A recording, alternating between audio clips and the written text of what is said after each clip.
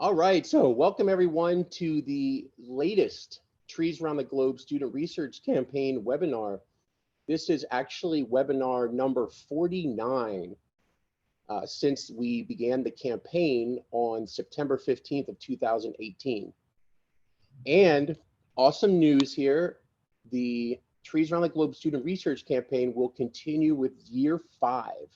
And year 5 begins the 1st of October and runs through the 30th of September of 2023. So, congratulations to all of you for, being part in keeping this campaign alive with your awesome research, your observations, your presentations, your attendance and participation at webinars, and for the IOPs and all the challenges that we have. So, thank you all. And the student research projects that are submitted to IVSS on tree height and land cover and greenings and carbon cycle.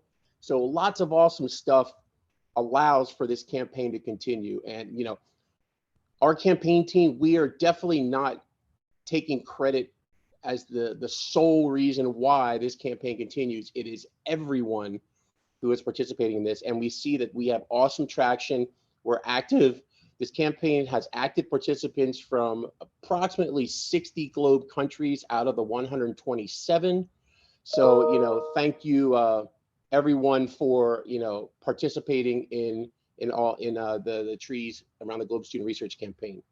So you can see here we have, I created a new tree logo. You can see the numbers hanging down. Those are for the years, and the year 5 will begin October 1st. And that is Paige the Penguin with a party hat on. That is one of ISET2's 2 mascots. We also have the Photon, who is also part of the ISET2 mission, which we aligned the start of the campaign with the launch of ISET2 on the same date of September 15th, 2018. So today, we are having the final webinar for year 4 of the campaign. And this is planting roots and leaving a legacy behind and setting the research stage for year 5 of the Trees Around the Globe Student Research Campaign. And we have Julie Houck from Defiance, Ohio, and we have lots of other really awesome presenters who are part of videos, live presenters. We have Dr. Kevin Chikowski. We're going to hear from Giuseppe Blanchard very soon. So we have lots of really cool stuff. And the reason why we chose this for the final for year 4 is because Julie and her students and her colleagues from around Defiance and beyond have really taken, the whole concept of taking observations and extending it further to the next levels for, working with local groups and, students and local groups and agencies and doing tree plantings and things like that. But I won't steal any of their thunder. I'll let them talk about that. But this kind of brings together what we've been working on for the first 4 years of this campaign, in that we have people who are taking observations, analyzing the data, submitting student research projects, doing tree planting initiatives all over the world. And this is an awesome example of how we can bring all these years together. So with that said, the quick rundown of the agenda, I'm going to do a little introduction, which I'm doing now, and some metrics. And then I'm going to pass it over to our good colleague, Peter Nelson. He will do a recap of the NASA Globe Land Cover Challenge 2022, Land Cover in a Changing Climate, of which he was the lead for. As you know, he is the trees land cover lead for the NASA Globe, the land cover tool lead for the NASA Globe Observer. And then we will pass it on to Julie and her colleagues and her students. And then we will bring it back to Peter Nelson. He will be talking about a couple activities, My Tree Map and Future of Forest. And then also he has some really cool things he found, what are called climate change scientist cards, and how this ties into career levels and the professionals at the Globe as part of the Globe program. And then we will talk a little bit about the upcoming year 5 of the campaign, looking at change over time and organizing student research, where we're going to, first hear from Peter Falcon. He will talk about the importance of trees, photosynthesis in the atmosphere, things like that. Just a short, basically recap of some of the science and why we're doing what we're doing when we're looking at tree height and land cover, things like that. And then we're going to introduce you to 3 specific research questions, which you see here. And then Peter, and me will then, spend, about 5 minutes or so on each one of these, just going over some things that will propel us into year 5, where our next webinar will be October 11th, and I'll show you, shareable that in a second, where we will dive deeper into these questions. And for that webinar on October 11th, Peter Nelson will be the primary lead for that, because this is also going to be the start of the NASA Globe Trees Challenge 2022, Trees in a Changing Climate. And I will show a little info about that at the end of the webinar today. But with that said, we're going to go through quickly some of these metrics here. I draw your attention to the bottom. For full campaign, you can see we have a lot of observations coming in for the life of the campaign for tree height, land cover, and greenings. And since we began the campaign September 15, 2018, as I mentioned before, we have over 116,000 measurements coming from over 42 global locations. And this is for tree height, land cover, and greenings.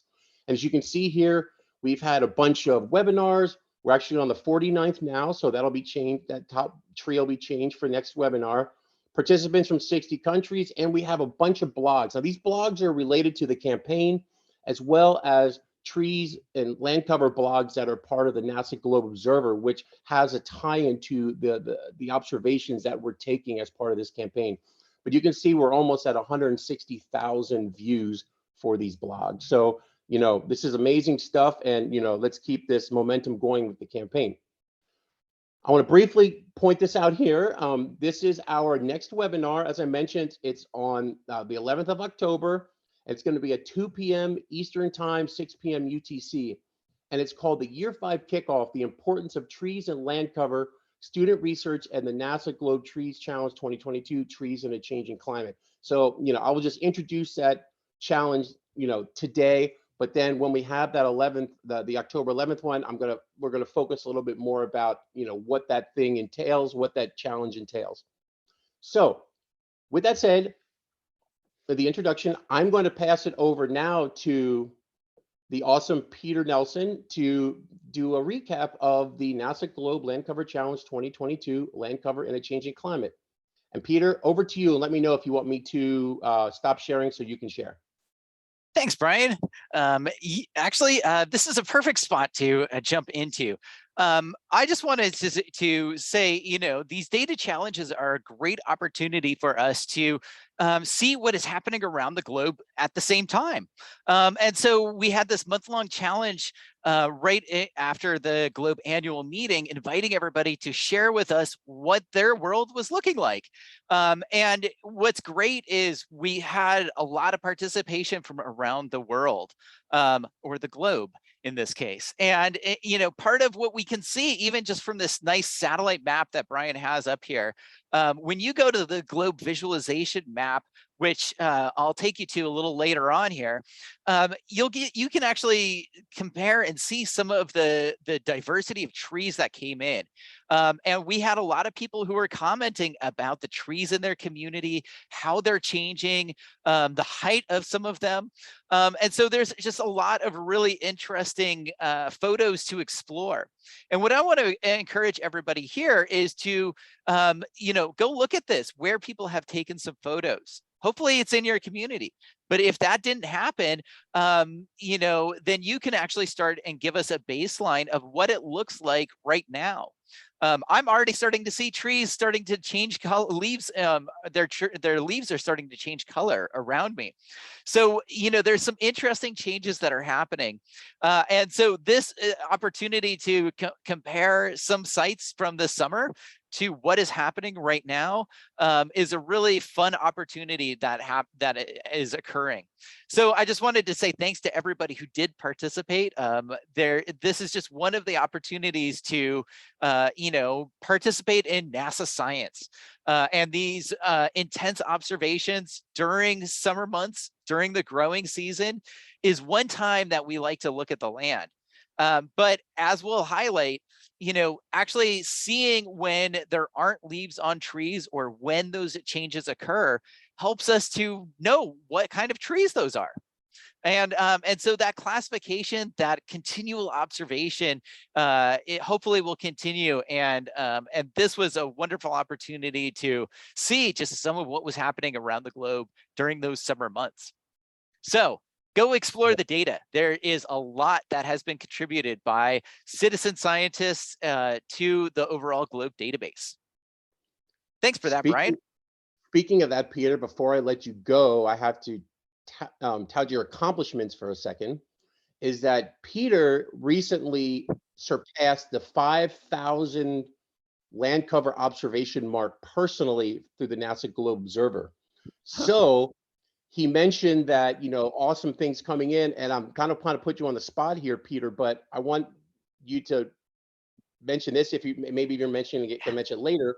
But I created this slide, and I also have this FYI that I want you to mention that this is one of the amazing trees that you got within the, the 5,000 that you've done, and you did the land cover and tree height for that same location. Yeah, well, thanks, Brian. This is just one of those many observations that I've been able to contribute, and this was one that it was a particular goal. So one of the things in science that I like to do, and many of the other people around me like to do, is go visit places. And so one of the things I found through some of our past webinars is that NASA actually put seeds from a lot of different trees up into orbit about a couple of different times. I think this was one of the Apollo ones. And so, what was really exciting about that, and the science question was, well, how does space radiation affect life? And therefore, how does that atmosphere actually protect us? So, around Oregon, I found actually that there are two of these moon trees, as they're called, that come from those seeds that were sent up into orbit on one of the NASA missions. And so this one is in an area in Southwest Oregon, near an area that actually was the beginning of my remote sensing career. And this particular tree is known as a second generation moon tree. And so they actually collected seeds off of the first generation, and now they're seeing how that germination occurs. Does it slow things? Does it change the way the tree grows? And so I was able to actually visit this particular second generation moon tree. And I wanted to do an observation because I know, based on the sign that was right there, little tip, that always helps. If you want to know how old a tree is, look for a sign. Sometimes it'll actually tell you. Here in 2012, they planted this tree. And so I was able to not only do a tree height estimate using my Globe Observer app, and I also did a land cover observation. So I got that context of that tree, because you can see that it's not really tall compared to all of the other trees around it. And so, that context of how fast this tree is growing, we can now compare to the trees around it. I can see also that there's, it gets watered. So that might actually influence how fast it's growing compared to planting this out in the wild areas. So that's what that down photo actually helps us to see, is what type of land cover is there. And so I think, this is something that Dr. C will be able to talk a little bit about later. But here we've got a nice little 1 meter area of grass and concrete, and we can actually see that the grass is kind of dry.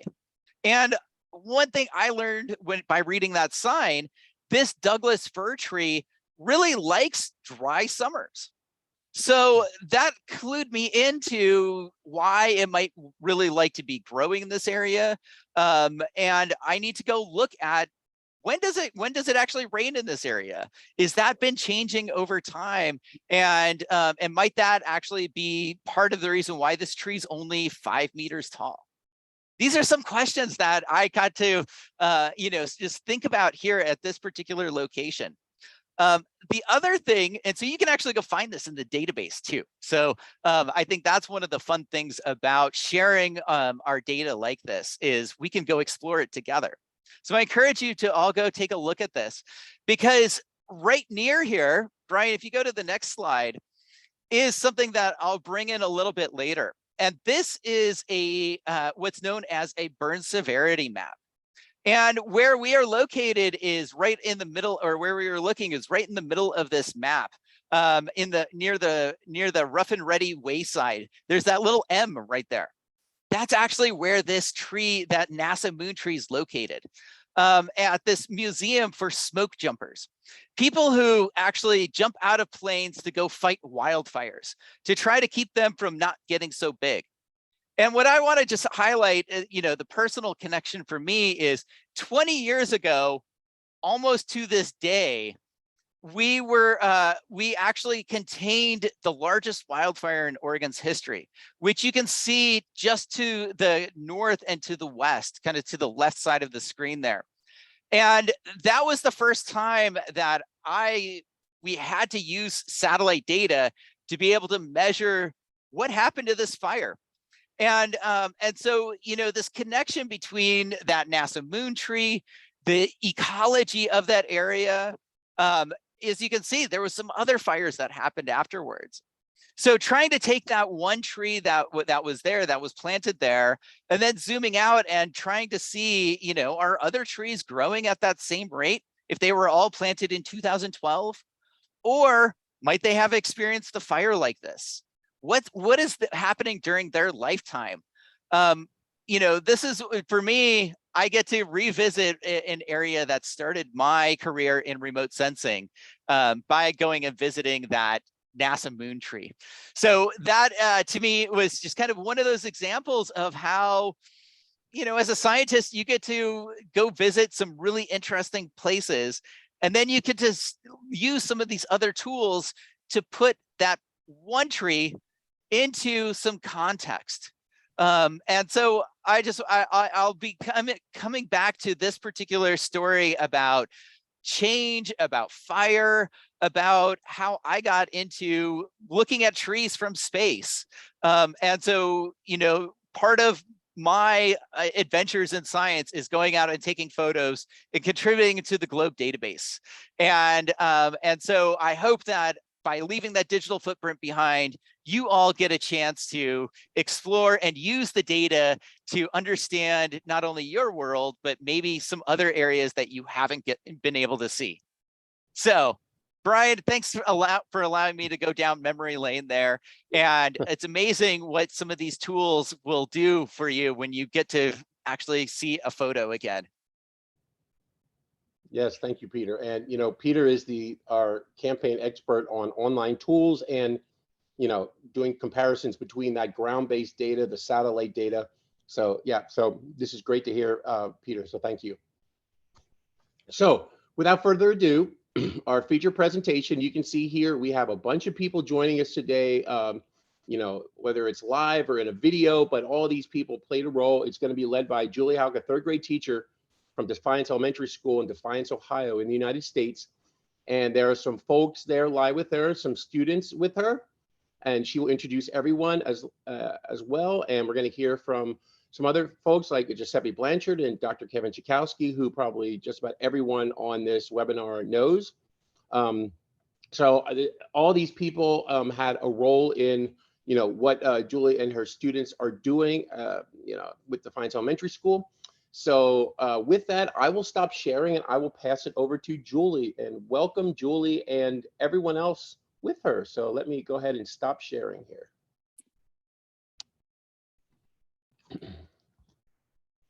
Well, thank you, Brian, and I'm excited to be able to share, and thank you for inviting us on your webinar. I have with me today Annabelle, Levi, and Giuseppe Blanchard.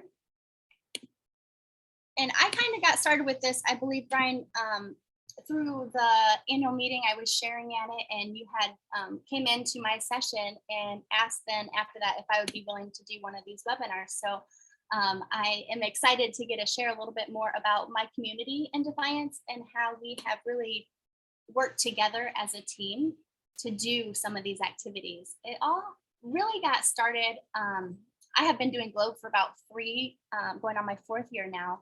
And I was encouraged by Dr. C and the team in Toledo to write a grant. And it was with NOAA, and it's the Planet Steward Grant. And I was able to get awarded $5,000 to help with carbon sequestration. And my goal was to plant trees around my community. And so you're just going to see some of the works and some of the neat partnerships that have formed from this. Of course, one of the first things that I want to just share is some of our results for the first year, and then in 40 years. We've already, with the number of trees we planted in this first year, we'll see 1,322 pounds of carbon sequestered.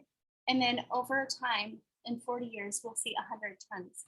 So I just am really excited to keep moving forward with some of these projects that I have now that have come about because of the work that I've done with Planet Stewards and NOAA.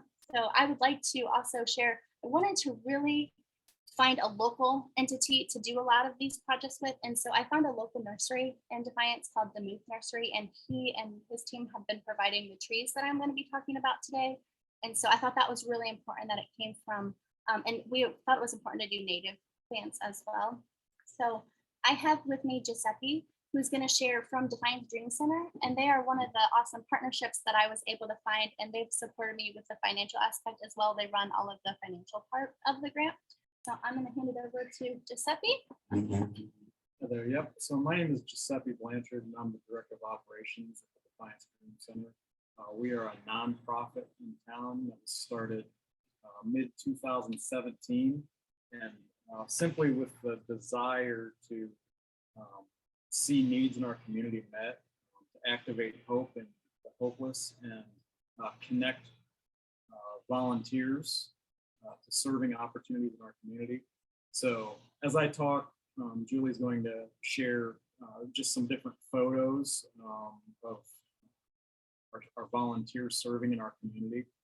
So this first photo that we're looking at and the accompanying photos are this past summer, we had a 6th through 8th grade camp that was really focused on serving. So we started the mornings out at the Dream Center, and we had a character lesson that we talked about, and then all of our leaders would monitor the students as they served and look for them in their character attributes that we highlighted that day. And then at the end of the camp, or at the end of the day, for each day of the camp, we would basically give a gold star, a big kudos to the person that exhibited that character attribute, whether it be integrity, loyalty, drive, determination. So as she's flipping through, we worked, it was a 4-day camp, and we worked with the city of Defiance in their parks, spreading mulch, cleaning up litter, just doing all kinds of activities as the city administrator desired. And then we also worked with Camp Lakota, which is our local Boy Scout camp. And we did many different activities with them that day. Again, cleaning up trash, preparing for the fall turnover, doing mulch spreading there as well. You can see in this picture the sign for Camp Lakota. Obviously, the kids were really excited and pumped to be able to give back to their community. And I think since the founding of the Dream Center, that's what we found is really when you're feeling down, when you're feeling out, when you feel like, man, I don't have purpose, the best thing to do is get around other people who are positive, who are encouraging, and who want to give back and serve. And so getting a group of 6th to 8th graders to come out this past summer and participate in serving their community, man, it was invigorating. And the kids said, hey, when can we do this again? So we have some additional scheduled serving opportunities this fall where they can give back to the community. So between the city of Defiance and between Camp Lakota, we also went to the police station and washed police cars and took a tour of the police station and just honored the policemen and policewomen that were serving. And so this photo is of them, those students going there and doing that activity. And then the other opportunity that we took was out at Lily Creek Farm, which Julie has taken students out there and planted trees, but it's an equestrian center where they come alongside just children that are have disabilities, and they offer that equestrian riding program and that what do you want to call it? Like, Therapy. yeah, therapy riding sessions. So our kids were out there pulling weeds, again, landscaping, cleaning up after the horses, doing some work with the trees around there, and just a great serving opportunity. So with all that being said, that was our big focus this summer. And one of our other main focuses as we've shifted in what we're looking at to serve the community is our workforce development program. So in addition to working with middle school and elementary, our primary focus during the school year is for juniors and seniors that maybe don't excel in the traditional classroom. We've created a workforce program where they can learn skilled trades. So we have an automotive center and we have a construction center, and they're learning these basic skill sets that'll benefit them as they move forward in life, not only personally and saving money for themselves, but also lining them up after high school to get jobs that are good paying, that they'll be able to support their families. And so one of the great aspects and what we really love about our values at the Dream Center is being holistic. So these young people who are trying to figure out their purpose, trying to figure out why they're creative, we're coming alongside them and helping them. We're exposing them to multiple different learning opportunities, whether it's carpentry, electrical, plumbing, masonry, automotive care. They get to touch their hands at all of it just to see if anything resonates with them. But then out of that, the holistic piece, they're doing home repairs for single moms and widows in our community. They're doing automotive, like oil changes and brake work and tire changes for, again, single mothers and widows in our community. So we have retired older gentlemen that teach our classes.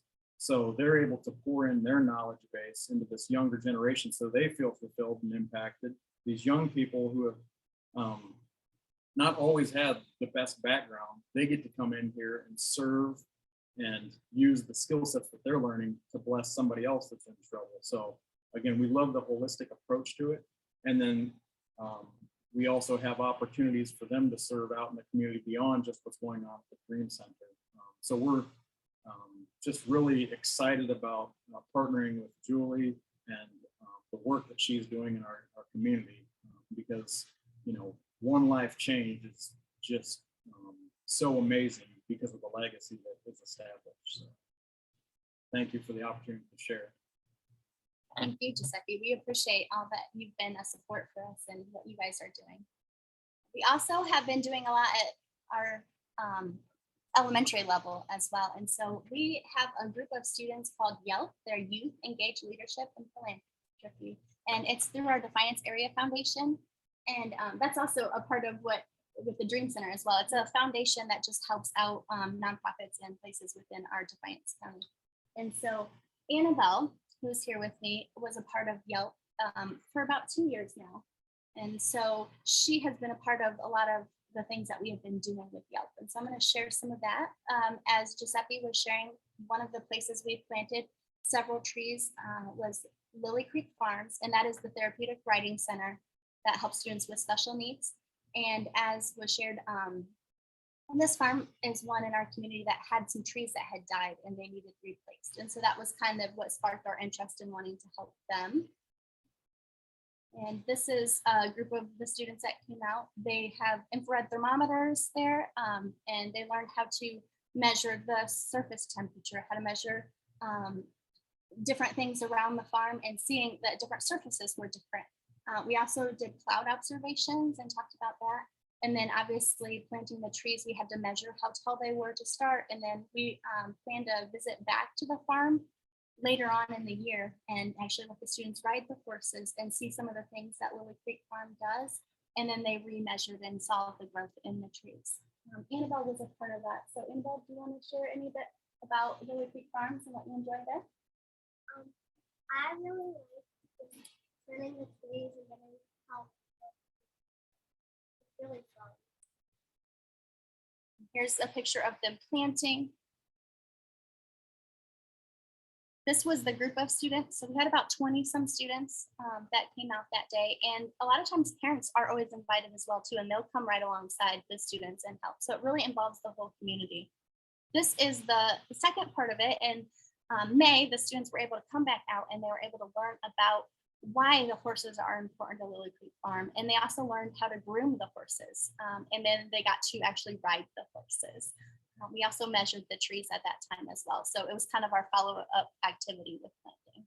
One of the cool things that I'm really excited to share about is Yelp. Those students are going to be traveling with me on a ship coming up. I went this summer to a 4-day development in Suttons Bay, Michigan, and was able to take part in this experience already. And it's a part with the biological station. And so these students are going to go to Detroit, Michigan, because it's a lot closer than Suttons Bay. And they're going to go aboard this schooner and they're going to collect data. We're going to measure the depth of the water. We're going to take some observations and also be a part of that coming up this October. So I look forward to getting a share about that once we're done with that.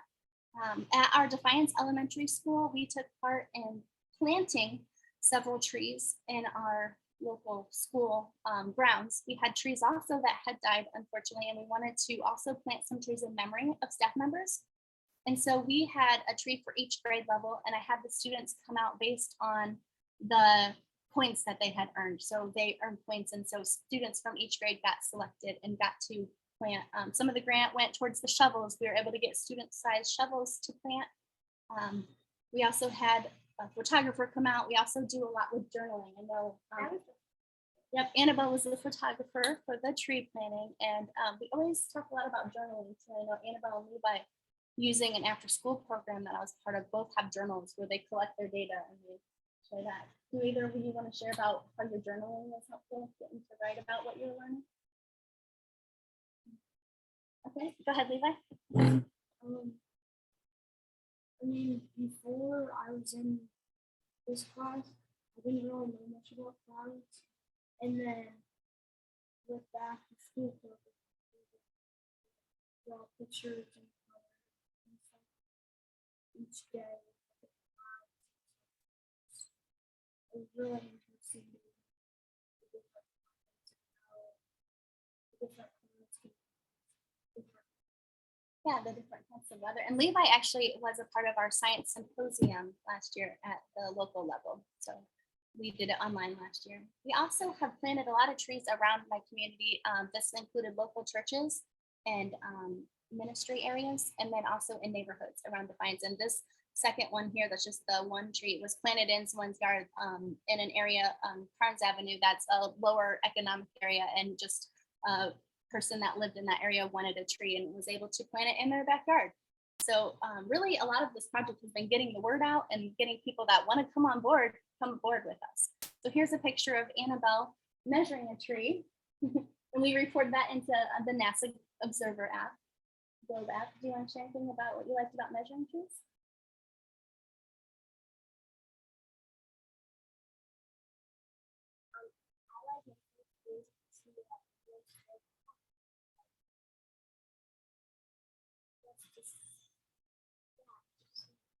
Because you can see the growth in it. And so that's really neat to see the difference between where it started and then where it's grown to, or how in comparison you can look at a tree and know the age or the size based on the numbers that we get. And then here is Levi doing some dissolved oxygen testing with water.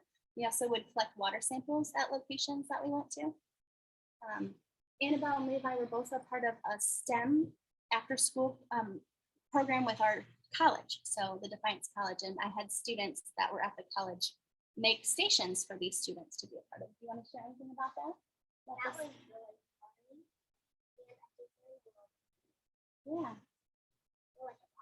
She learned a lot from it. That's great. Levi, do you want to share anything about, you are right here doing the polygon trees, and Like, it was really cool. Like, some of those, like, we cut water bottles, but and I didn't use an actually explain So yours is still alive and it's Mine's grown. Yeah, they recycled the water bottle container and we're able to use that then as the planter. And so I will show more pictures of that too. But I was a professor also at the college with a math course, and I partnered with a science professor. And again, the students from the college organized each station, and then my students from Defiance Elementary were able to come out and be a part of it. And then this is the Globe After School Kids Club that we kind of talked about. And again, Dr. C is going to share a little bit more, but it was just really neat to see the many different students and many locations across the United States. So Dr. C, I'm going to let you share about that.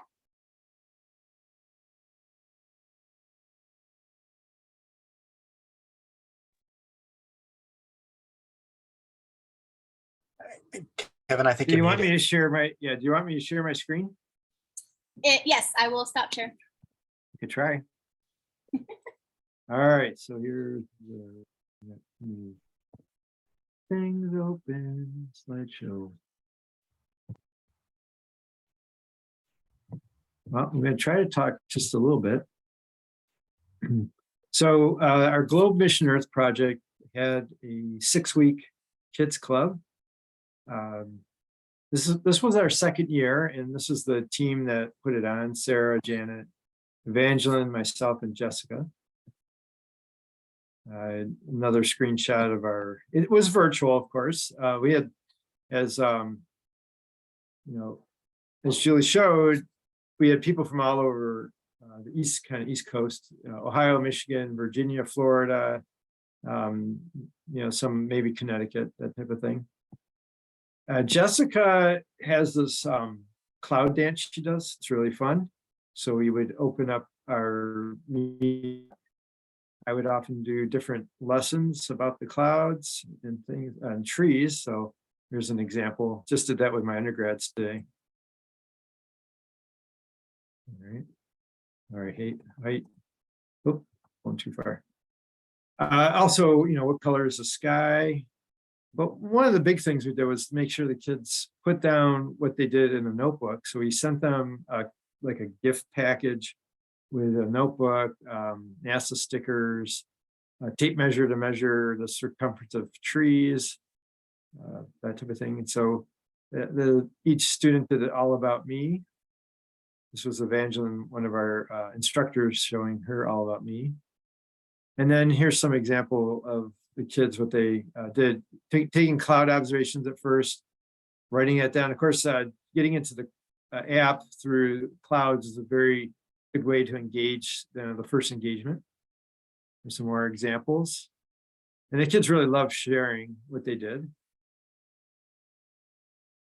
We looked at the elementary globe book, with the color of the sky. Right. But we also did bud burst and then green up. So here's an example of that. Here's the kit that we sent them. All the things you need to do. All right, so there you go. That is what we did for Kids Club, and I'll stop sharing there. Really good. I believe we'll do it next spring as well. Thank you, Dr. C. And I have Levi here that wants to share a little bit as well about the after school program.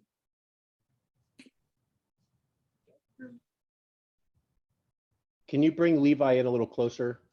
Yeah.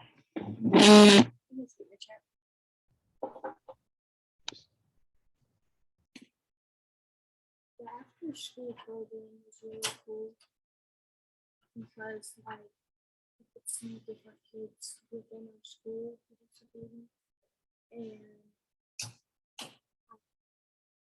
it was cool to see people in different places have different clouds, and where I was, it could have been cirrus clouds, but somewhere else it could have been cumulus or whatever. It was really cool to see other people's weather. Yes. And Annabelle, stand up so they can get it. I really liked getting to know what the weather was around the world and just in different places. But that was really fun. Just hanging out with scientists and just learning about clouds. Yeah, I've always gotten such great feedback from my students that participate in the after school program. So I am going to go ahead and let Levi and Annabelle go back for their class. So thank you both very much for being a part of this with us today. You're welcome.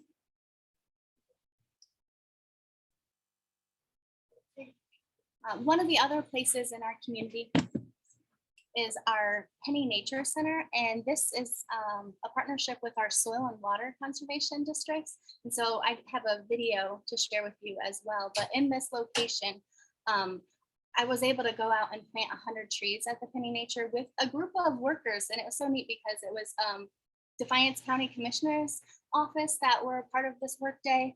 And so it really made this connection with us even stronger. And so I'm thankful to continue with some of the efforts that they're doing here at Penny Nature. And I just want to highlight what has been done even before I became a part of it. And so this is the location. And I'm going to share with you too from Defiance Soil Water, because they have been a part of this project way longer than I have. And so I feel like it's only worth letting them share. And this is Tyler, so I will go ahead and let you hear from him. Thanks, Tyler Miller with Defiance Soil and Water Conservation.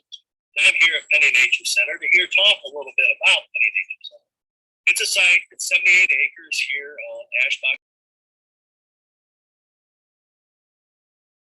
To the soil and water in 2001 by Nancy Jo Penny. And she is an heiress to the J.C. Penney Company and gave it to us in 2001. After that, we went through several years of planning to try to figure out, okay, what are we going to do with this? And Nancy's only real request was that it must be used for education. Now, I don't want to brag too much, but I think Defiance Soil Water has done a pretty good job of using it for education.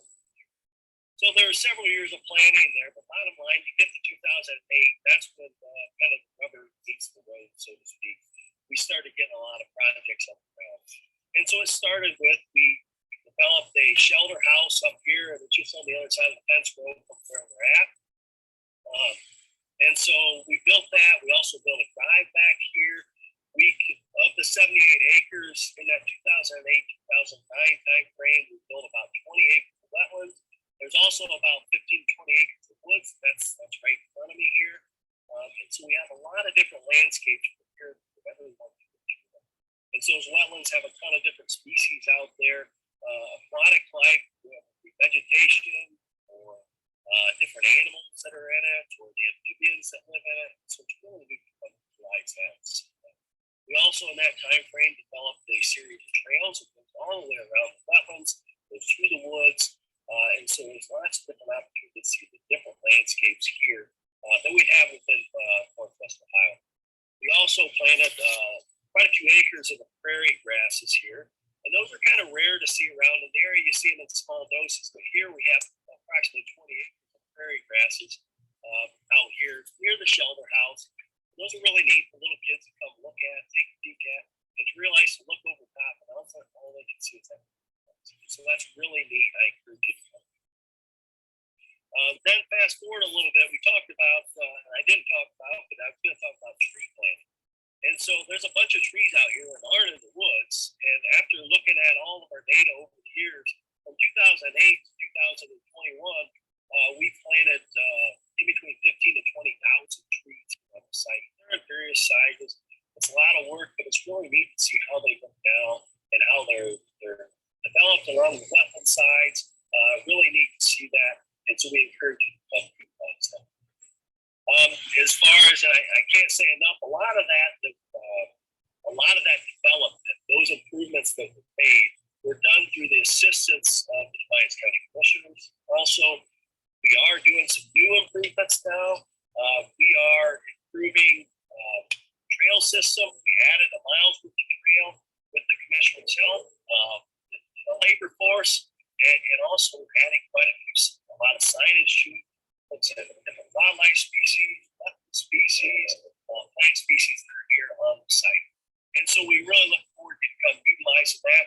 That should be in place here in the next year. We also improved our parking area here so that and the driveway so school buses can get back here. And we hope the schools utilize that.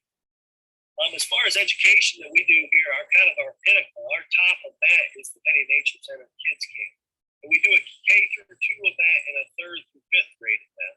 And we spend the week here educating the youth about nature and about wetlands and water quality. And it's really neat sight to see how excited the kids are to come and how fun they are with the site and the campus. And so we encourage everyone to come utilize this. That was just a little bit from our Defiance Soil and Water Development Conservation Area. And we also have partnered with my grant through the Paulding Soil and Water. So it's been a really neat partnership. And he mentioned our Defiance County Commissioners being a part of this as well. And so I do have their take on the Penny Nature Center and how they've even used it in their day-to-day lives at Penny Nature. We decided to come out one day just to see how things were going. And we really enjoyed the kids here, and we enjoyed the projects that they had going on. And probably at that point, we decided to have a work day out here just to help them out. And we came out, what was it, last fall? Yeah. And we blazed some new trails out in the property here. And we just have, our office has just taken a huge interest in this. It's part of the county. It's a gem of the county, and it's hidden actually because not too many people know that this place exists. So that's how we got involved. I personally come out here fairly regularly. I think I probably split my time between some of my favorite acres spots that are around northeast Indiana, and Thoreau, and this place is where I like to do my hiking. Thank you. I'm really impressed when I got involved with the grant, just how many people in Defiance themselves are involved with many things going on in our community. So it's so encouraging to see that you guys were so involved with the Penny Nature Center. I also was here on the work day. I have Dana here. If you don't mind just sharing some of the things that were important to you on that work day and just how it has impacted your life. Yeah, we were able to come out here this past spring and have another work day. We were given the opportunity to, so we jumped on it to come out here and to help plant some trees, help to remove some trees out of the pathways. It was well, I would consider a fun day to be able to, knowing that when you do that, other students, other individuals, people within the county come out and use Penny Nature Center to know that we're helping them being safe, and to helping the students so they're not having to jump over the trees, the limbs. And as far as impacting, I find it tranquil to come out here and be able to walk the paths, walk the trails, and to hear nature, which is something that not only myself I enjoy doing, but my family as well. Yeah, that's something I noticed right now, even just being able to hear the sounds of nature. It's a beautiful day and able to hear those things. I also have David with us here today. And if you could also share about some of your experiences here at Penny Nature and anything else that you want to let people know about the project. Yeah, so at Penny Nature, I mean, it's great to be out here. Like Mick and Dana said, so many people can come out and enjoy this, and it's great to have this in our county. Hiking and getting outdoors has been a big push for a long time because, video games are kind of taking over kids' lives, and electronics, their phones are always in their faces. And it's good. There's a big push, for health. There's a big push for mental health and to get outside, to enjoy nature, to explore a little bit. It's kind of something that was kind of lost in my generation anyway. So when COVID came, it kind of expedited that, saying, hey, we really need to get outside. Can't be around people. We don't want you, plastered in front of a screen, 24/7. So let's go outside and let's do something. And coming out to Penny does just that. You get out, you're not that far away from town, but it seems like you're in the middle of nowhere. You get to hike so many different trails, and there's so many learning opportunities out here. Bringing your kids out to teach them about different types of grass, or the leaves that you see on the ground, what type of tree that comes from, the wildlife that's out here, the noises that you hear, and trying to describe to them what insect that is, or what bird it is, or if it's a giant woodpecker or not. Just a great opportunity to come out here. Find myself coming out here. It's a hard day, or if you just got a couple hours of downtime, come out, take a nice quick hike, just clear your mind, and it's great. Breathe some fresh air. So, love it. Well, thank you all so much for sharing.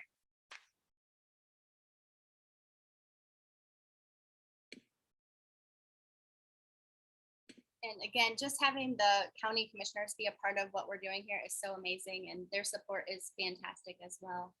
This is just a field trip that I was able to take to the Paulding Soil and Water. And again, another great location in our local area that we're able to take part in and teach students about trees. And this is a place where I obviously took a water sample, and we did water testing when we came back and used the globe protocols. This is just a little bit about the Defiance College partnership that I was able to form. And again, just because I was teaching there, I thought, well, why not include the college students? Because they hadn't had many experiences with students a lot of times due to COVID in their years. So it was really a great partnership, and we plan on doing this again this year with more students. And then this shows just some of the designs that they came up with. There was a greenhouse station where they really talked about that. I had many students come up with these ideas and really focus on how they were going to integrate for the students to be able to do hands-on learning. This was the one Levi was talking about with reusing water bottles, and they had to then plant their plant, and his plant is still blooming. They were able to talk about gardening. This was my local newspaper that came out and did an article on the event. And then one other thing at the end of the year, I think summer is key, as Giuseppe mentioned, and then also the Penny Nature camps. This camp happened to be going on at the same time as the Penny Nature camp, but it's at a local elementary school, and we combined 4 counties all in one, and they have students sign up for it. And so these are various students from multiple schools. So my school, Defiance Elementary, I had about, I don't know the exact number, but many different students from various schools come together, and I did a science week with them, and we were able to do water quality testing. I have a rover there that the students did surface temperature measurements with, and we were able to then put the data into Globe. And so it's really neat to see how excited students get about doing the science. I also partnered during the school year with this international STEM discovery campaign, and my partner school was with Croatia. And so we shared videos back and forth and shared about specific trees in our area with them, and they were able to also share with us. And then one thing that I'm excited that I am a part of just starting this year is a STEM fellowship through the Ohio STEM Learning Network. And I'll be meeting in Northwest Ohio, Putnam County, with many educators in the area, and we're working towards place-based type experiences for students. And so I'm really excited to be involved in that as well this year. So thank you so much, Brian, for giving me the time to share some of the stuff that is going on in my area. And I would be glad to answer any questions or things that anyone has, either by writing it in the chat or by asking when there's a question to answer time. Julie, this is Peter Falcon. We do have a lot of questions for you. First off, what an amazing project that you've put together there.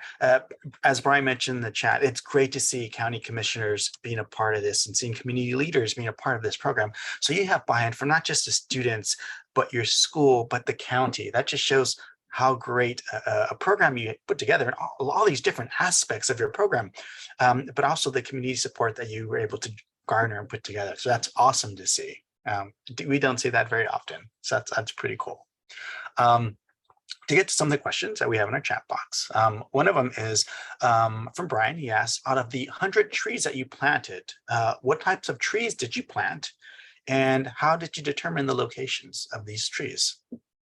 Thank you. So of the 100 plants that I was speaking to were all at the Penny Nature Center. We planted other trees on top of it. The total grant did over 120 trees, but the largest majority was at the Penny Nature Center, and they were various types. So at Penny Nature, the Soil and Water actually decided on those plants, and I know some of them were buckeyes and local native plants that we wanted to be able to put into the wetlands in the areas. We had specific areas too that we wanted to put more plants. So we actually designed where we were going to plant them, not just go out and plant wherever. And so that was really nice.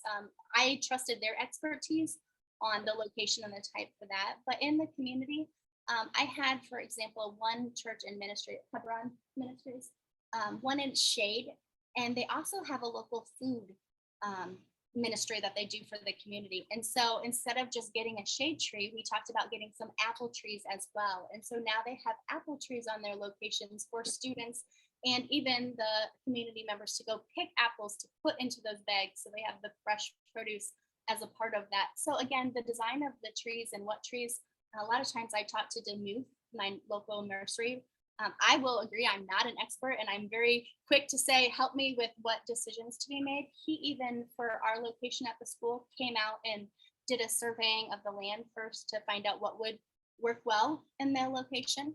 So it was not, this tree is the only tree we're planting. It really depended on the soil in each location and what was best. It's a great idea to partner with experts in their field, because it's one thing to say, we're gonna do this, but it's another thing to say, let's talk to the experts and figure out what's best. Another question is, the trees that you did plant, for the most part, were they native trees to the area?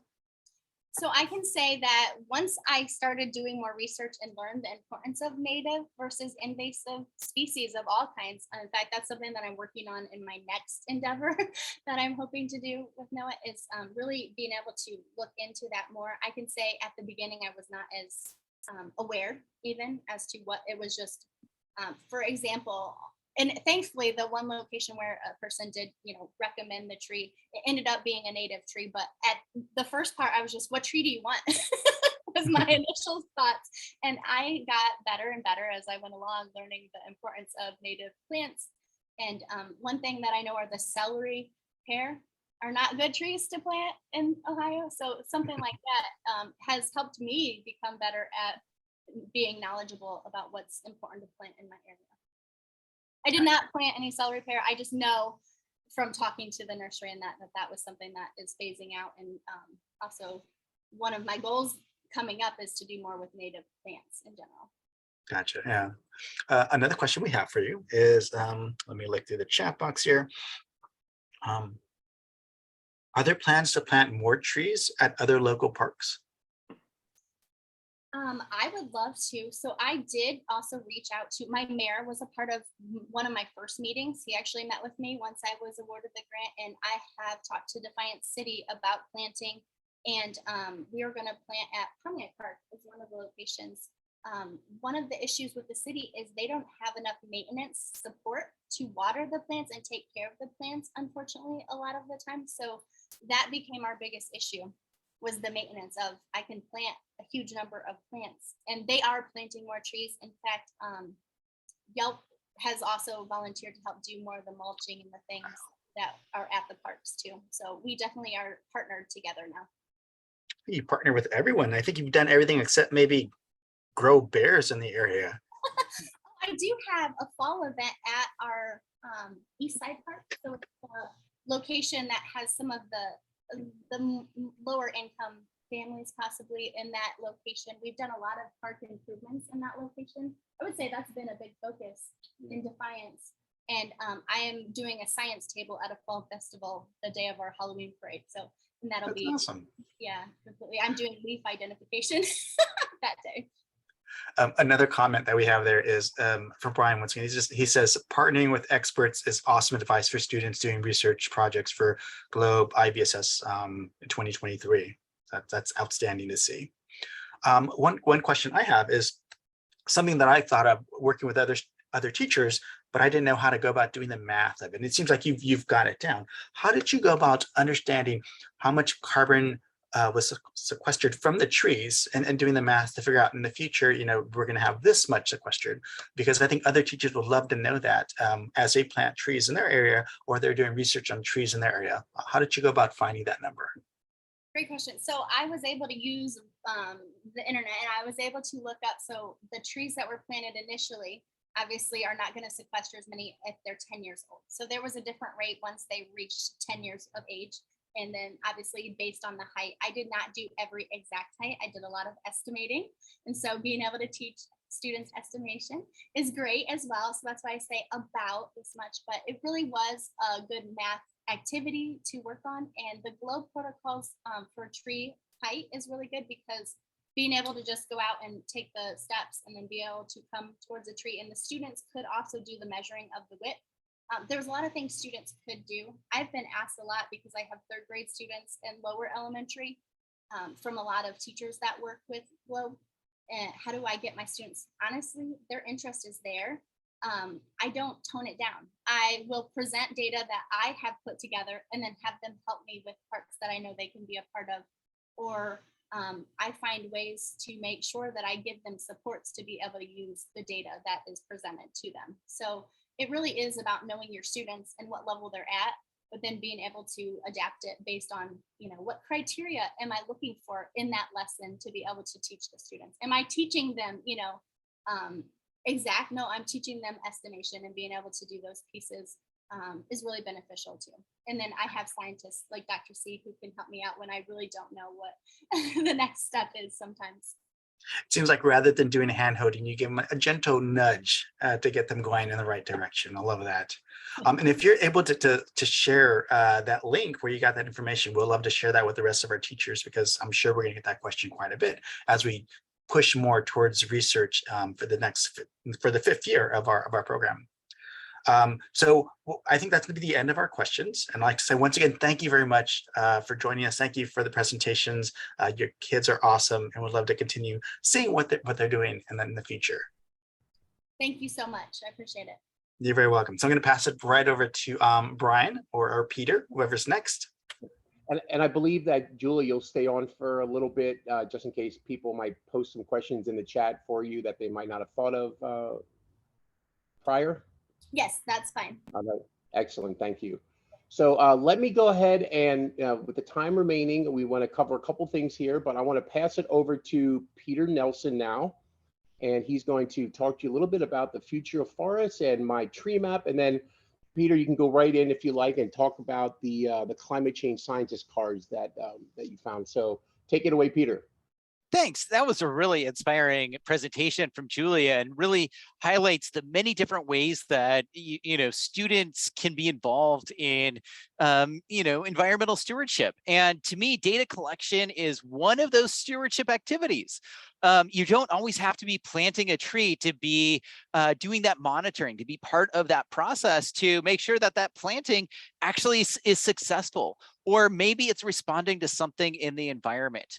And so, to me, I really want to applaud those sort of activities that many people are starting to take on to get students out of the classroom and actually making some connection to the land around them.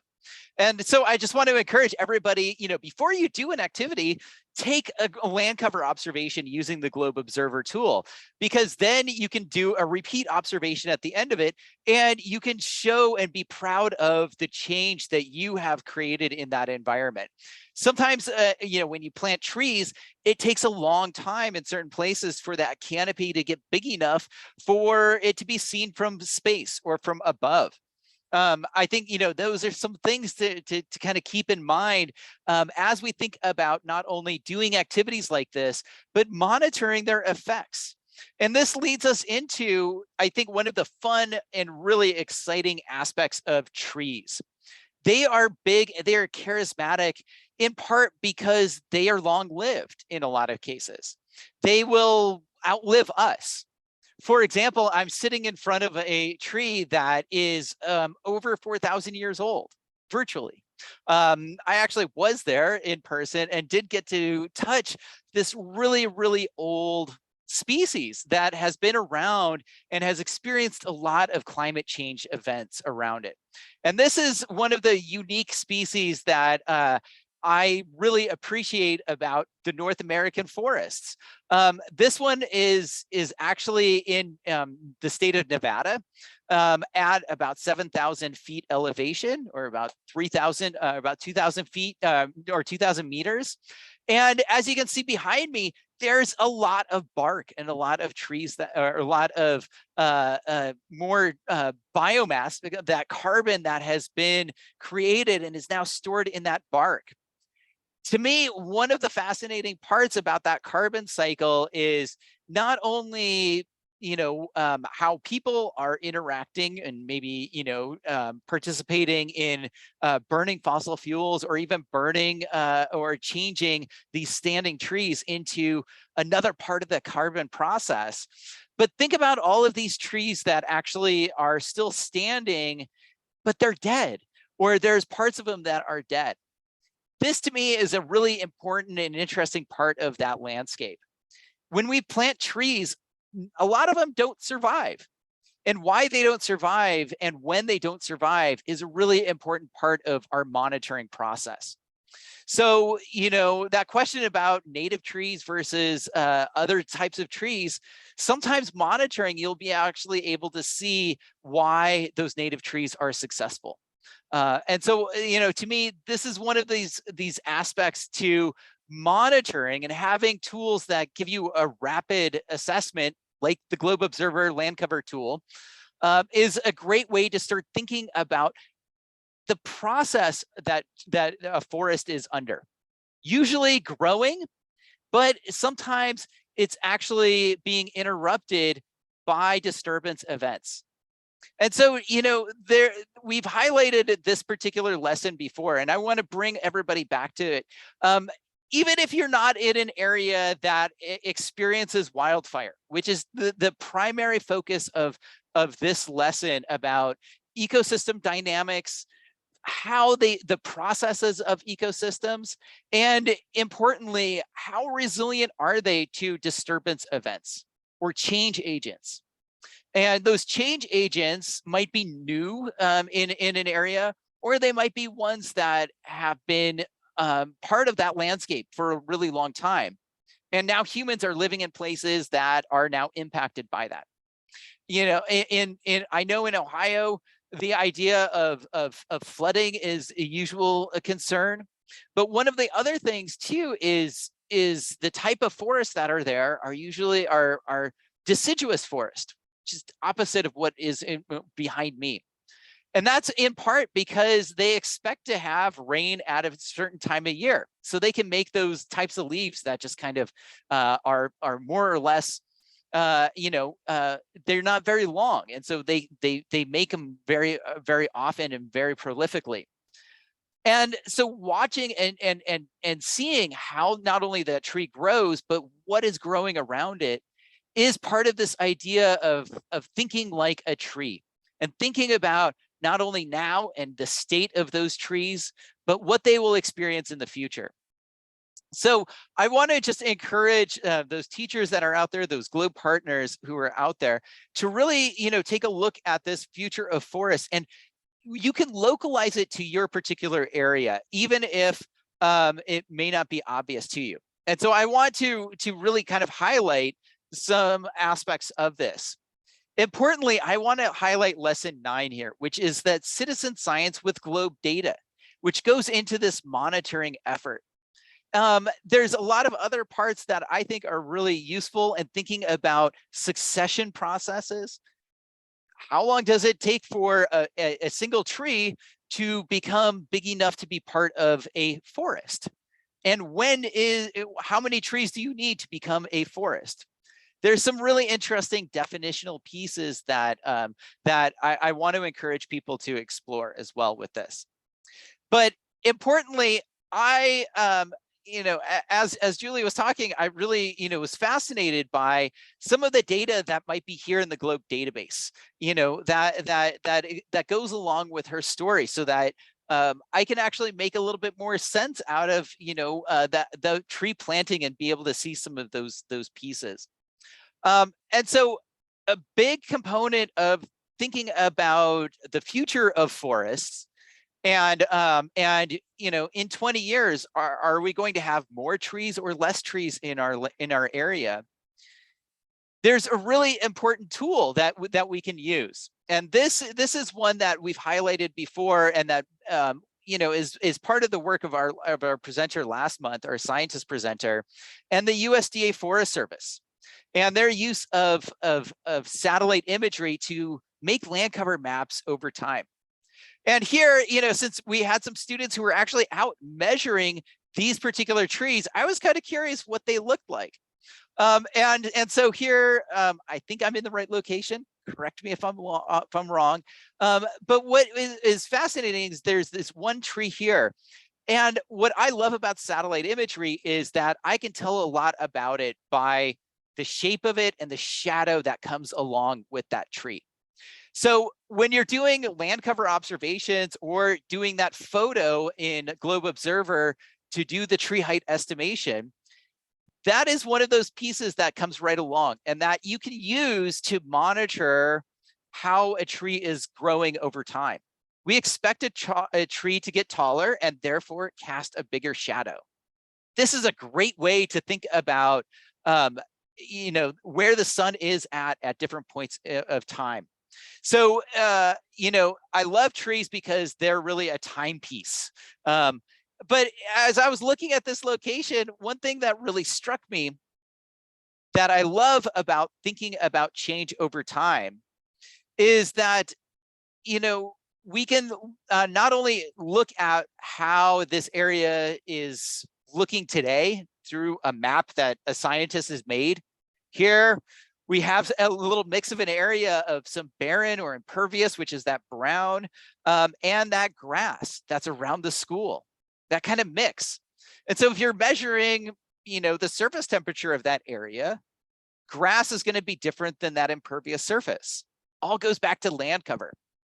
And what's interesting about this is that we can time travel with the students and actually go back and use this slider bar over here to go all the way back to 1985 and see how this was a grassland.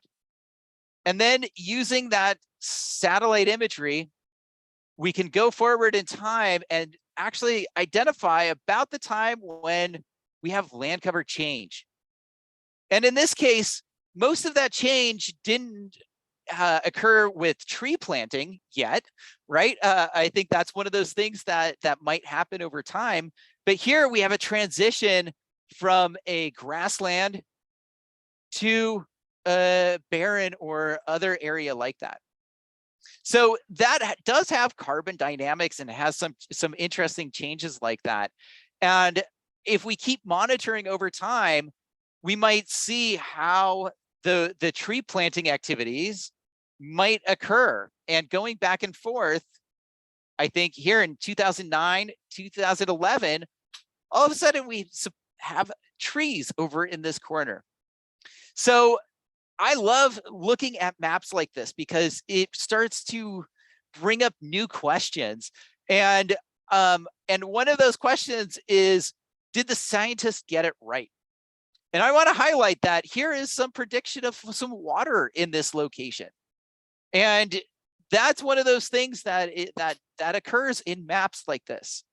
So be part of that science process by, you know, being able to go back to the Globe database and be able to look at the data in that area or collect that data, and then be able to go back to some of the maps that we're highlighting in our student webinars here that actually allow you to get that prediction at that location like this. I find this to be really, you know, a fascinating and fun way to think about not only what was there before us, but what might be coming after us. And so, as Brian mentioned, I'm not the only person that does things like this. And so I wanted to provide a particular resource that Globe and the U.S. Forest Service have been working on, you know, to really highlight the different careers in all the different ways that you can look at trees around the globe, trees in your backyard. And, you know, it brings together some of the scientists that we've highlighted, as well as the skills that maybe a student might want to emulate in their own research. Looking at tree rings. We've done some tree cookie activities, and we've talked a little bit about how climate is embedded within something like this. I want to highlight a particular scientist right here, Dr. Sean Healy, and his scientist card, because he actually talks a lot about what got him excited about this and that process of discovery. And importantly, he was the one that has helped to create this landscape change monitoring system tool that is available for all of us to explore across North America. And so, you know, there is a whole group of researchers that you can look at and see their research questions, and some of the tools that they are applying are very similar to our globe ones. So, you know, this to me is a very exciting time to be part of the globe community, because as Brian highlighted, we just have a whole bunch of new data that was collected, never been analyzed. What's the story behind them? What are the processes that students might be able to see inside of there? And then importantly, I know we have some upcoming data challenges that are going to produce even more data for students to be able to analyze. So, you know, our goal here is to not only show how to collect that data, but how it applies to particular communities. And importantly, the process of monitoring is a scientific process, and it requires 2 points of data to be able to really understand change and change over time. So start looking at the data that's been collected and start thinking about some of the questions that you might be able to ask based on some of that prior data like that. And if it's not in there, that is the opportunity to be setting that baseline, which is really important for future scientists to understand what the state and process of your environment was in at that time. So I wanted to just highlight a couple of those resources for people to go and explore, because it's always unique, and the story in your community is one that hopefully will generate new questions and come back and ask us in our next webinar. And so, Brian, what do we have planned for people to start as we start year 5 of our campaign? All right, awesome. Thank you, Peter. So yeah, we have a bunch of things planned. We're going to start off with a little bit of a teaser now, where we're going to talk a little bit about some of the 3 specific research questions that we are going to pose and discuss briefly today. And we'll get more into these, you know, at next month's webinar when we actually are in year 5. Before we get to those questions, though, I'm going to pass it over to Peter Falcon, if you're ready, because he's going to talk a little bit about, this is going to set the stage for a couple minutes. You know, he's going to talk a little bit about, you know, trees and the importance of measuring these. And then we're going to jump into some of these questions, and each one of us will, you know, talk for a couple minutes about, you know, a little bit about these questions and maybe showcase a couple things. So, Peter, are you ready to go? Yeah. Let me go ahead and share my screen. Oh, there we go. There's a share button. Let me pop this up very quickly. Hopefully you guys can see that okay. Yeah, looks good. Perfect. Okay, so what we're gonna do for the next couple slides, we're gonna talk about the relationship between trees, photosynthesis, and our atmosphere. What are trees' role in our atmosphere, why they're important, why we need them, and the risk of our planet if we didn't have them. So I often feel like we're preaching to the choir here, so pardon me if I say a few things that you already seem to know. That's fine. So with our growing climate, as we all know, our climate change is occurring. We see this every day on a daily basis throughout the world. Some scientists have come to the conclusion that we need to see if we can go ahead and grab the carbon dioxide that's in our atmosphere and see if we can limit the amount that's going up in our atmosphere, see what we can do with that. And that's called carbon capture or carbon sequestration. And they've come up with some technologies, carbon capture technologies, like grabbing the CO2 in the atmosphere, pumping it underground, perhaps pumping it into old coal mines or aquifers or reservoirs. And these technologies can work, but when we think of a large scale, they can be very expensive and sometimes not feasible. But fortunately for us, Mother Nature has come up with the best carbon capture technology, and that technology is in the form of trees and forests. Through the process known as photosynthesis, you can see an image there on the side. Trees and plants can take in the sun's energy. They take in carbon dioxide from the atmosphere, they bind it to sugars, and they release it back into oxygen. So they actually help to clean our planet, clean the air that's in the atmosphere. In a 2020 study, according to the U.S. Forestry Service, in America's forest sequestration, America's forests can sequester 866 million tons of carbon per year, which is roughly 16% of the U.S. annual emissions on a given year, roughly. So that's huge. So some of the benefits that we have to having trees on our planet, well, as we know, you've heard this before, trees are the lungs of our planet, and that's really, really true. So by having trees, some of the benefits that we have is improved air quality. They can, of course, absorb pollutants through their leaves. Trees improve the water quality and reduce flooding and erosion. For example, a few years back, I was in Malaysia in the forest there in the jungle. As I'm going through the jungle, I've noticed there's deforestation as they're cutting away the forest and planting palm trees for palm oil. And the further and further I got into the forest, into this rainforest, you notice less and less trees. And of course, when you look on the river, it was a very ugly coffee color. It didn't seem very clear. It didn't seem very healthy, because when it rained, all that water just eroded into the river and into the lakes, changing the water quality there for people and animal life. And it just looked a really ugly, it's like swimming in coffee mud. Does not look nice. So they can help improve water quality. Of course, we know with the urban heat island, they can help to moderate our climate. They can help lower air temperature, humidity, and help to not direct wind speed, but influence wind speed as well. And they help us to reduce the urban heat island effect that we see in large cities like the one I live in Los Angeles. Trees can also help to conserve energy. They can help by providing cost savings by shading houses from the sun, lowering the usage of air conditioning, and by providing warmth in the winter months when the leaves fall off and allow sunshine to go into the houses. And of course, one thing that we don't really talk about a lot when we're studying trees is the habitat and planets that they can help provide for, because there's a lot of wildlife that use trees as shelters, bird nests there, food is provided by insects, and overall provides a very healthy ecosystem. And for us as humans, it provides it improves our health, very relaxing to have a tree around, very calming effect, and of course provides shading. So there's some of the benefits to having trees in our world.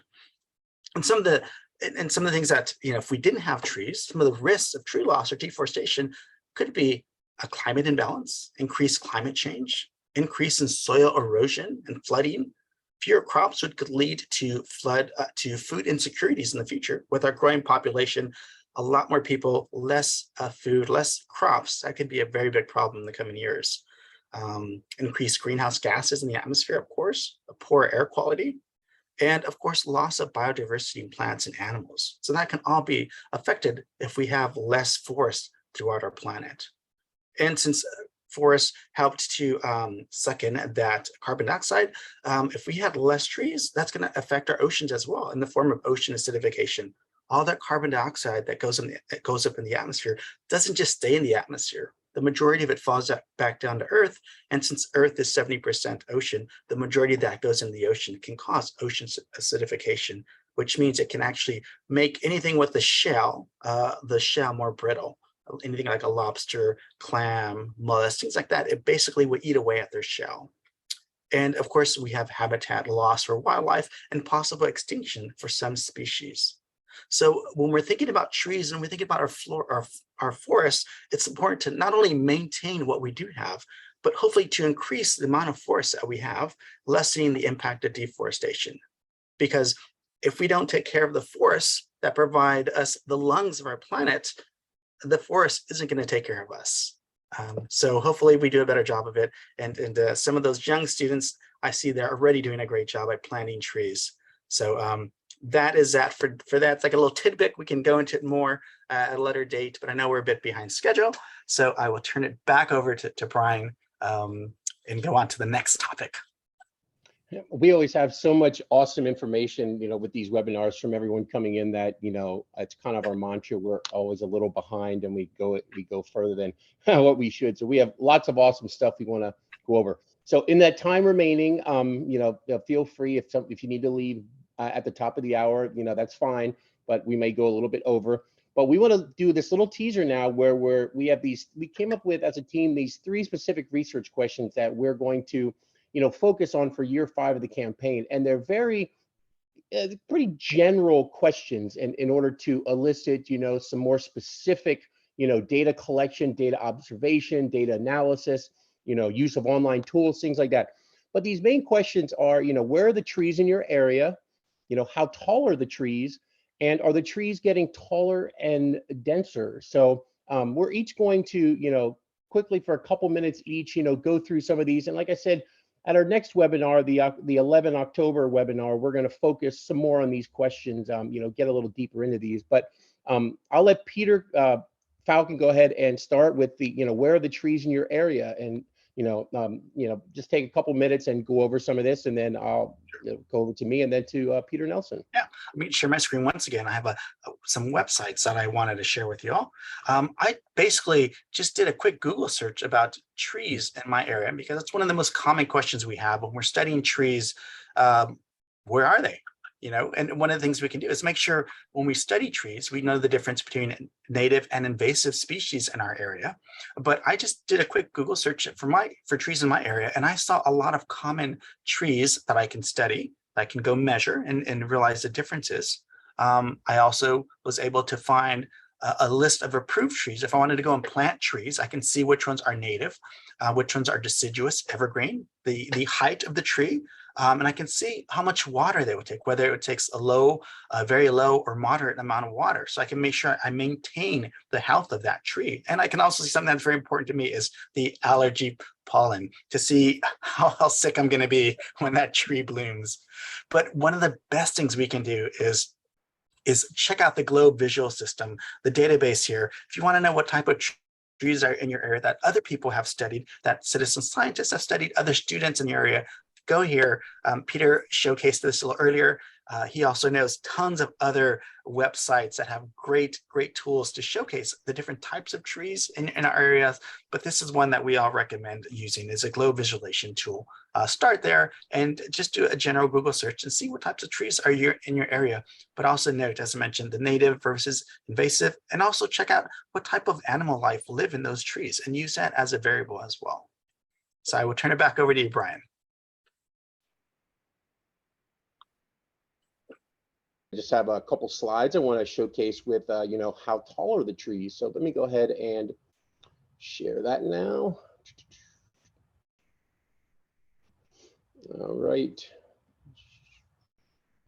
right. So, my question, that one of the questions is, but I want to focus on a little bit for a couple minutes, is how tall are the trees? And as Peter just showed, he showed that the globe visualization system map, and I have the satellite, you can set it up that you can have a satellite image on the back. And this is, when we're looking at the trees on that database, you see global, you can see in the globe database, this was as of yesterday, 71,369 tree heights. Okay, there's the distribution globally. And as you know, if you look at like the United States, it looks like the entire, country is covered. And we know that is not the case. As you zoom in, it spreads out, which you can see over here on the right. Okay, and I put not to scale because I grabbed Puerto Rico, Hawaii, and Alaska on here where we have tree height observations as well. And we have 32,000 there. So I did a little analysis, and you can do this, through the globe visualization system or through the ADAT, the Globe Advanced Data Access Tool, or even the API, you can grab some of this tree height data. So, I went and I did just a couple, I varied this with a bunch of different graphs, and, I'll explain these in a little second. But, globally, the most common tree height observed from the Globe students, teachers, and Globe Observer volunteers is estimated at around, and it was wild because I didn't realize this, but there are over 350 trees in the database that are around 22.83 meters. Such a different number to think about, that's really precise. So I went and I looked out of those, those 70 plus thousand tree heights, and, the majority, I shouldn't say the majority, the largest percentage of those that are similar are around the 22.83 meter tall.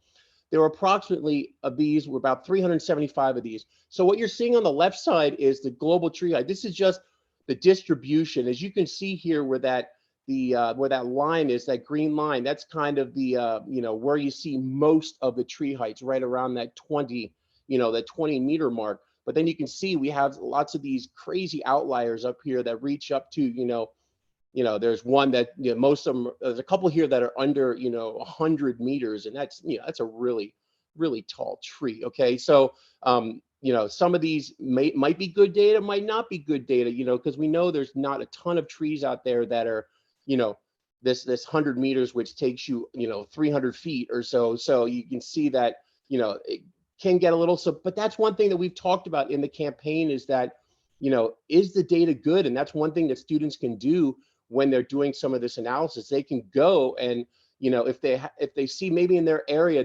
there's tree heights in the GLOBE database that they're like, oh, I don't think I've ever seen a tree that tall. Let me go see if I can find that tree and do a measurement of it. That's something possible. And on the other graph is showing the ranges of these tree heights. You can see that is at 22.83 meters all the way to the left, right at the, where the x-axis and y-axis join. And then it runs all the way up through to, 35. But then if we go and just to the US, you can see, it's another graph here where you can see how tall these tree heights, one of the ones that I measured is in the database when I did the General Sherman tree at Sequoia National Park in California, where it was about 275 feet tall. So that's in there at some point in one of those points. But then you can see there's a frequency here of these trees where you can see here where it says 9 to 12. So like between 9 meters and 12 meters, okay, in the US seems to be like the most popular size tree that people have measured in the United States, the ones that are in the GLOBE database right now. As you can see, we have, we still have quite a few, it looks like maybe about 300 of these trees or so are greater than 48.35 meters in height. So yeah, super cool. So these are some things that you can do if you want to, the students can go in and, go into the GLOBE database and that you can just, grab the CSV files, upload it into or open it up in, Microsoft Excel and then create these charts based upon the data that you see. And this one, I just grabbed the column that said tree heights, the one that was just for tree heights. And then I took and did a bunch of these. So this is just, one of the ways that you can, help, answer these questions in student research about how tall are the trees, to actually go in the GLOBE database that Peter Falcon and Peter Nelson have both mentioned today, and we've mentioned throughout this, last 4 years of the campaign. You can go in. This is just one way. You can do it with other online tools. You can do comparisons between all the data, from NASA satellites to the GLOBE database to figure out exactly how tall these trees are, and then even go out and if you don't believe some of these observations, go out and take it and see if these observations were right in the database, and if they're not, submit them and make sure in the comment section or whatever, let us know that you think that you have the right measurement. So let me pass it over in this time. Let me pass it over to Peter Nelson now. Thanks, Brian. Definitely want to think about the question about the process of trees. This is one thing that we can take it for granted because trees as land cover tend to be there. They're long lived like this. So I've already highlighted my particular research question, which is that process of tree growth. What is that rate of change? As you can see behind me, I'm now standing in a redwood forest that doesn't have a lot of sky available because those trees are so tall and the canopy is obstructing that. But how long did it take for that to occur? That's that change over time question. So even if trees are always there or have always been there during your life, they are undergoing this growth pattern. And that again goes back to the interesting dynamics of the secret life of forests that can be revealed when we do this monitoring. Once we identify where trees are located, who is that? How long have they been there? Is one of those questions. How tall are they? How tall are they? Are they similar to their neighbors? Are they the same height of the whole community? Or is there an interesting population dynamic that you can reveal by just measuring the height? You know, just like kids, you know, we expect kindergartners to be small, and that tells us something about the age of our community.